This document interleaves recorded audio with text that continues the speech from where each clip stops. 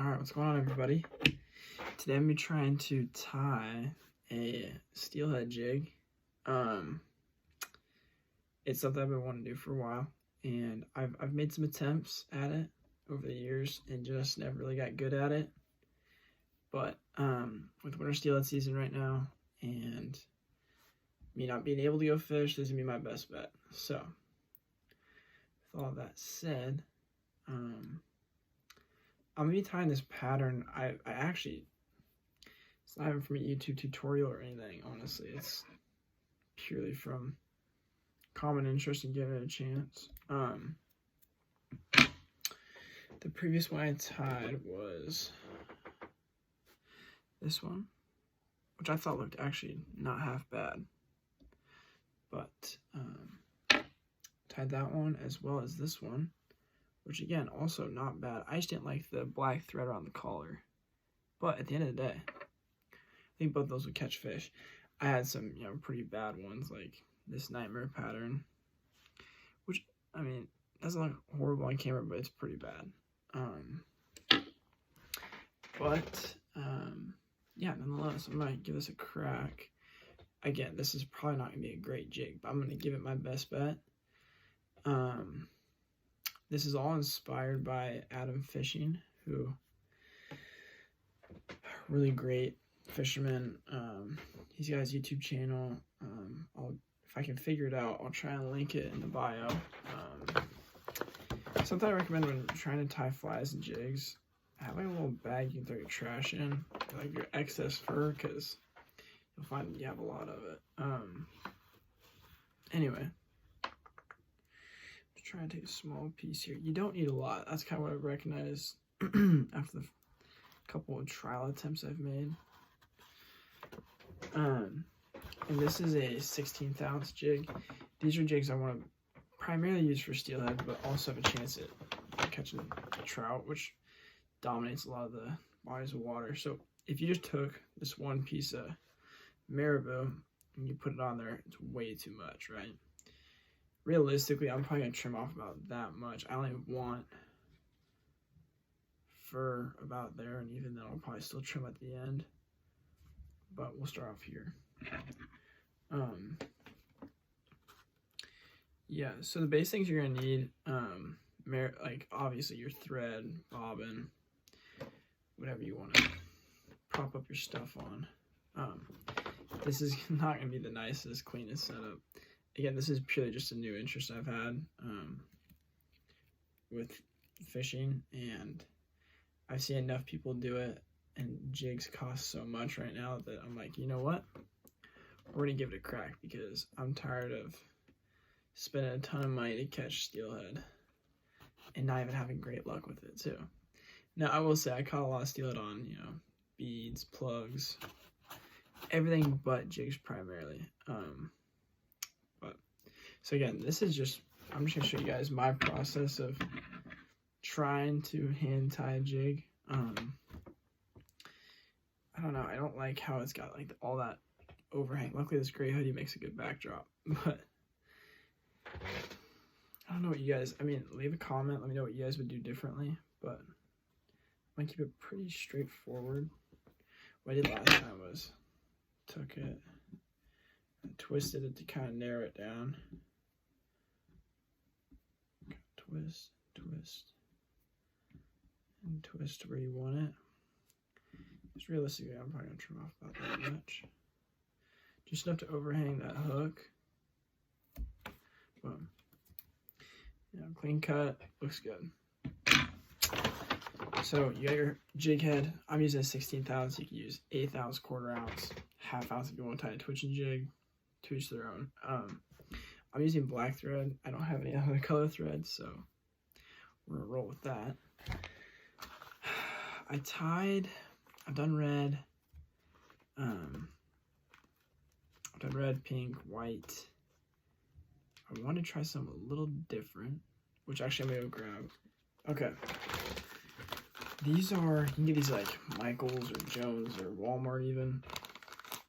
These are just like art supplies that kindergartners would probably use, but they work great for fishing. So I was thinking about maybe going with a blue. Like black and blue, I feel like might look kind of cool. I don't know how big of a difference it's gonna make, but we're gonna try it. This is not the nicest setup, so you'll notice I'll just probably pop it, switch it. Again, there's people that have really nice setups that do this a lot better than I do, which I highly recommend watching them. This is just my version of keeping it simple, saving some money, and trying to catch some fish. So, I'm gonna get this thread down a little bit. Now, I use chenille on the collar, which honestly I was thinking I might just use like yarn, even like Atlas Mike's multicolored pack. I don't know, we're gonna kind of wing it, honestly. So I like putting the ball pretty far back, right about there. Leave enough for the collar to have some play.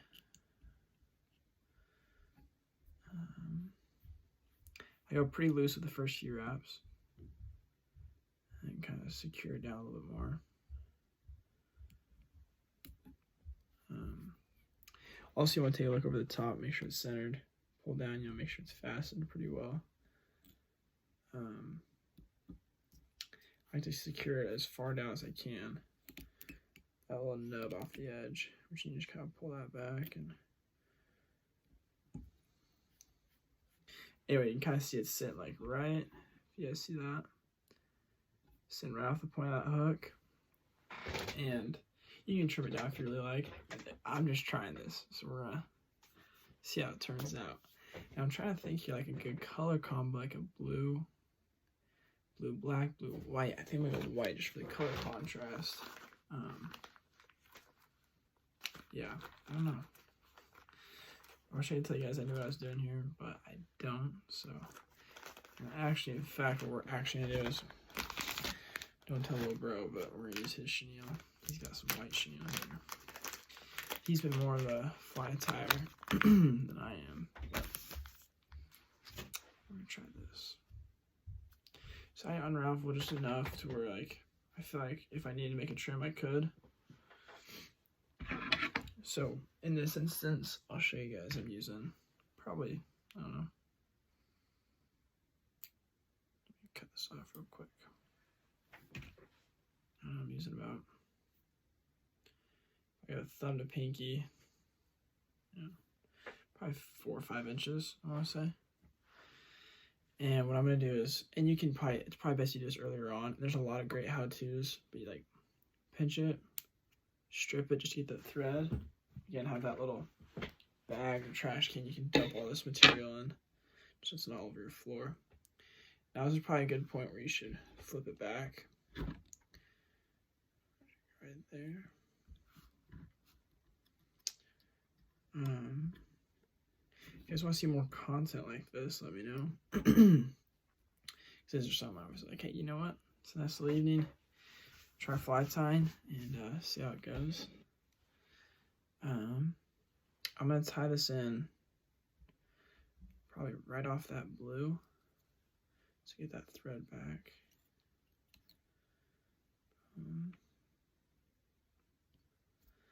Now I get that thread. I like to have that thread at the collar, so once I do wrap it back.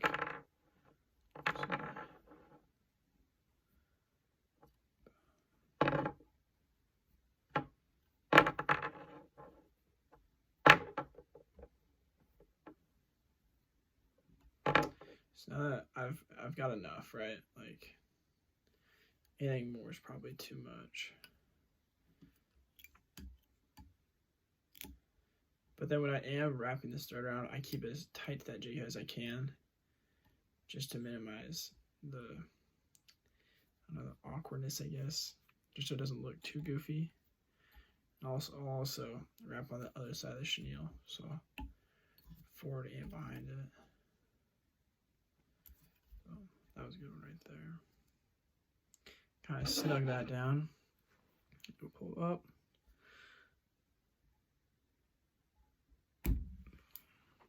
Okay. Now, okay, you can use your whip finisher, right? Like, if you really want to. I've had no issue with this in the past, and again, I can't emphasize, I don't fully know what I'm doing.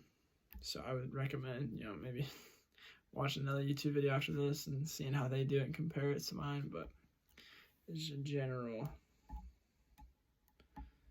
So what you do is you take your 2 fingers, wrap over, just kind of create an overhand knot as if your fingertips are the whip finish. And you just kind of fasten it down, snug it down a couple times. I usually do 3 to 4 of these. Yeah, man. Snug it down a little bit. And then once you snug it down, find your little thread, trim it. Boom. And there you go. That should be a fishable steelhead jig. And you can kind of see it looks, I mean, it doesn't look bad. And I mean, honest, you know, in the summertime, just a little mix up like this with some color contrast and clear water. Found blues work pretty good, blues, purples. But here's my little how-to on tying a jig for steelhead. If you have any tips though, drop a comment, like the video, tell me if I gotta do something different. But yeah, there you go.